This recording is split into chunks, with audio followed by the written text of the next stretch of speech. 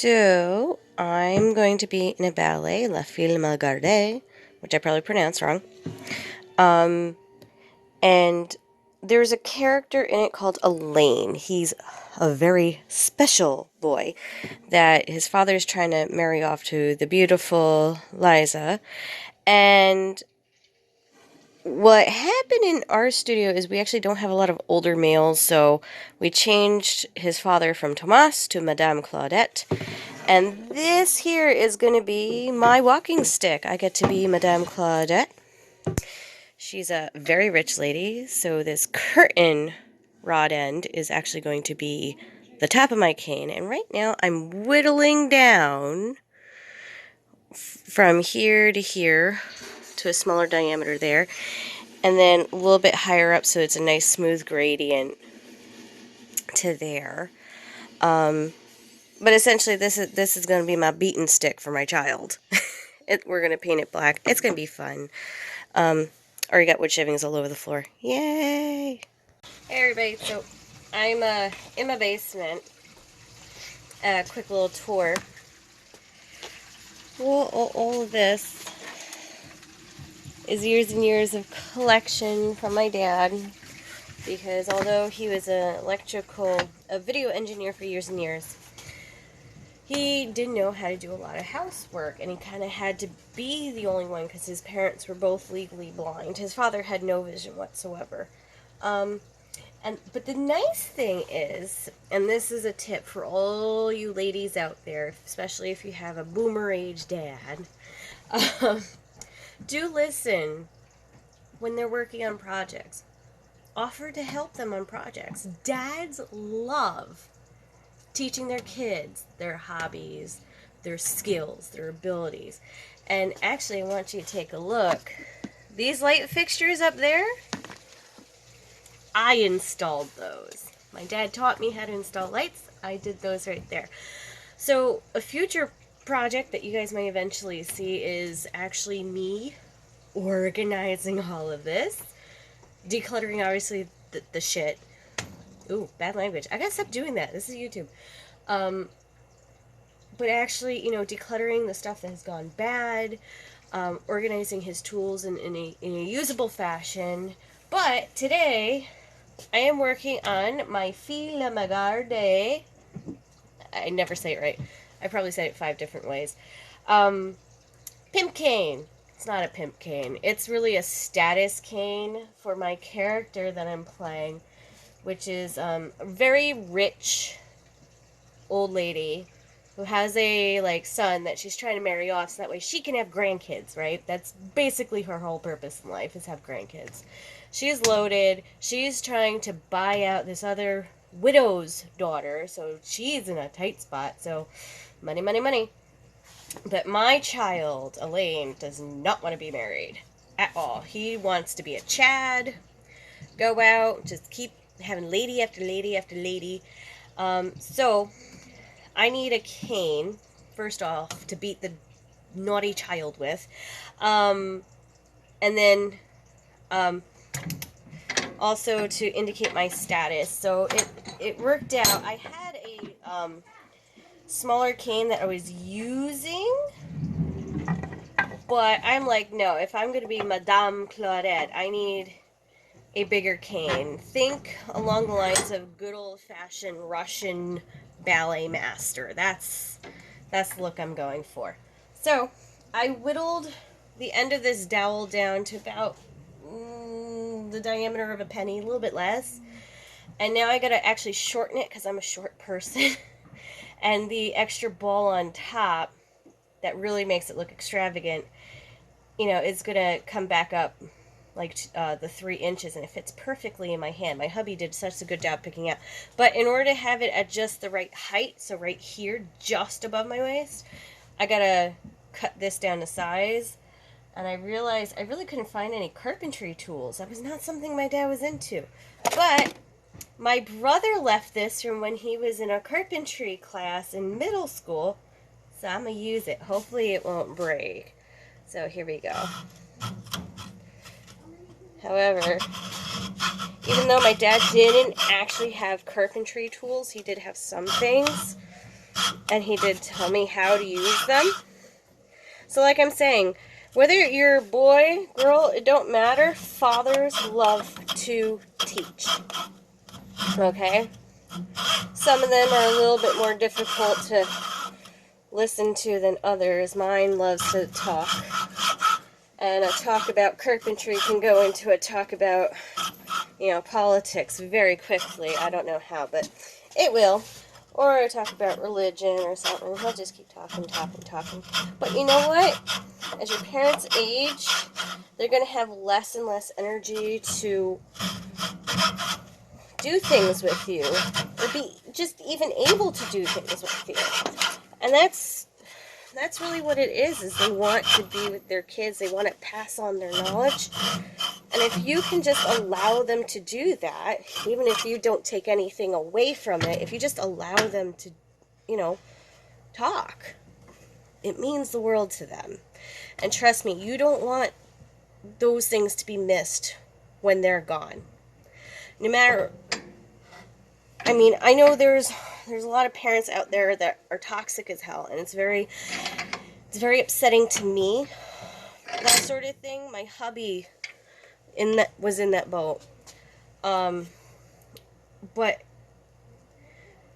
and when you have a toxic parent, it's difficult because you're like, family is supposed to be the most important thing. They should be backing up, supporting you no matter what. But unfortunately, not all parents do. Saddest thing is, the example is your child ends up being gay and they don't support that, or they don't at least hear you out, and then they become very toxic. They try to make you to change. And you can't change who you are, and that's also true for older generations. It's sad to say they're set in their ways, and they can't really change. Some do. Always revisit and try to work again. Because the thing is, they might say one thing now, realize that their love for you is way more important, and want to go back to having a relationship with you regardless of this, what and who you are. But going back to toxic parents, I know some relationships are just not possible of having.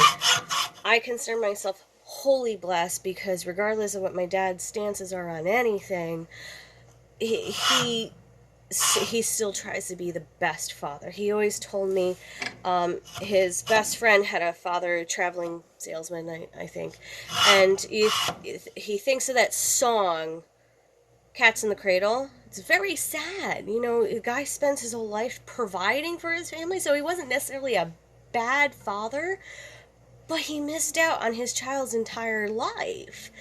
And so now when he goes back to try to be in his child's life, his child is now that father, and he's trying to provide for his family, take care of his family, be there for his family, and now he has no time for his father. And my dad always made it a point to not be that dad. And so he would make certain sacrifices, like if I had a soccer game on a Friday night, my dad worked in Manhattan, he'd have to travel like 2 hours on the train to come back.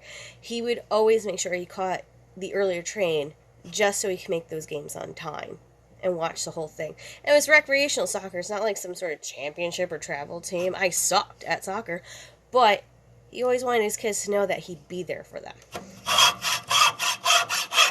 Almost done. Hold on. There we go. So, 80 grit. This is actually the paper we put in the sanding sponges for us to do drywall. Patching up the drywall, and then you sand it down so it's even with the wall, and then you can paint it over. But it's perfect for this. It's really just to get all the frayed edges off, some nice edges. And then also to then smooth out the bottom that I whittled, because it's all lumpy. I don't want it to be lumpy. So, oh, you know what? I should actually move this back down this way. So, yeah, I learned how to use all my dad's tools. Give your parents a chance. Let them teach you. It's the best thing they could do. Now, your parents may not have been good in school. They can't teach you, school stuff. But that doesn't mean they don't have something to teach you. Maybe they're good in carpentry. Maybe they're good in electronics.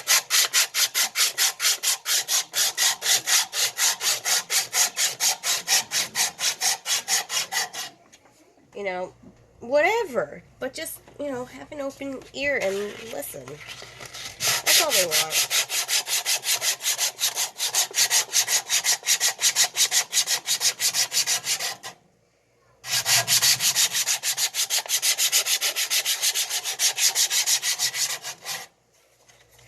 And the other thing is, my hubby loves doing projects like this, but he has quite a few injuries in military service. I should really be wearing a mask because it's very powdery. Whatever.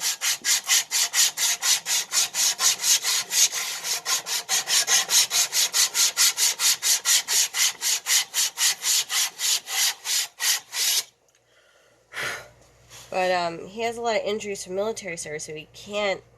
He spends. I feel bad. He spends a lot of time in bed. It makes him sound like a terrible husband. He's not.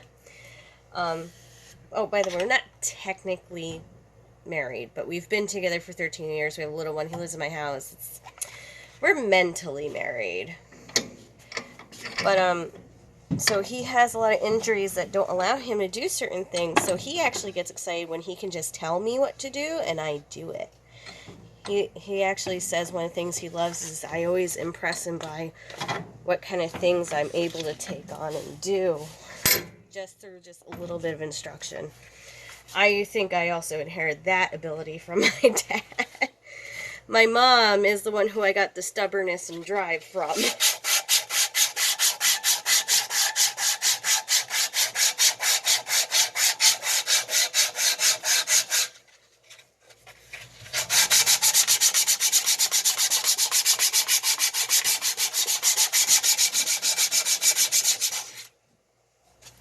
Turning out nice. Way better than I thought it was. You can see where I obviously am not familiar or very well skilled with whittling because I do have these little dimples going on through here. It'll look fine. Just gotta keep sanding it. So while I keep doing this, let you guys take a break. I had my little life lecture. I'm good. And after this, it'll be time for painting. Yay! Okay. So my son very generously, by my hubby, brought my cane topper down to me. And I think I went a little off center. But now it's time to screw it on and see how beautiful it looks. I do think I have to actually drill the hole a little bit deeper. Not a lot.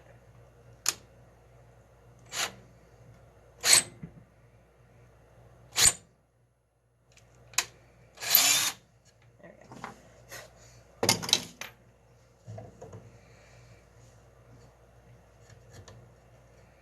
Make sure that bolt is nice and tight with the other piece. Just screw it right on. If it fits, spray painting and we're done. A little smaller than a 1/4 inch. My hubby was right. Look at that.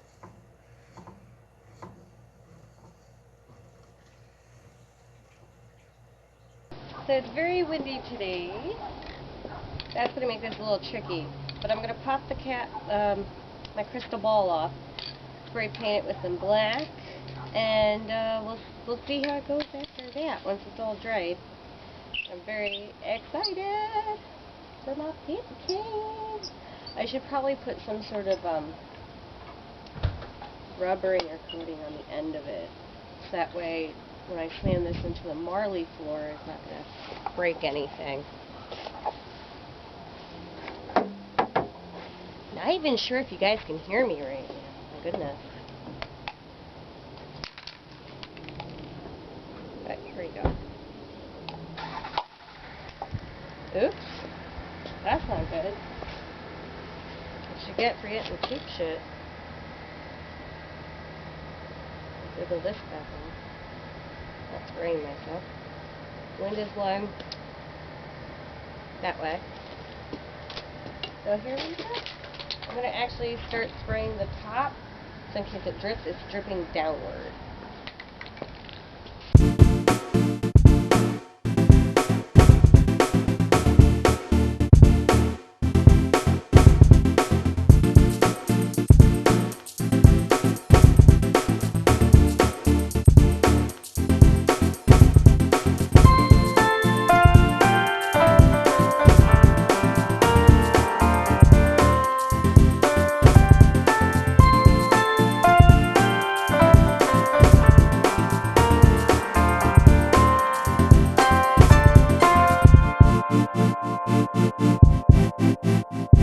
So my pimp cane, it's not pimp cane, but my cane for Madame Claudette is almost done. When I did the black spray paint, the spray paint definitely got absorbed heavily by the wood. Ooh, wow, bad lighting. And it looked very, very flat. It was not flattering at all.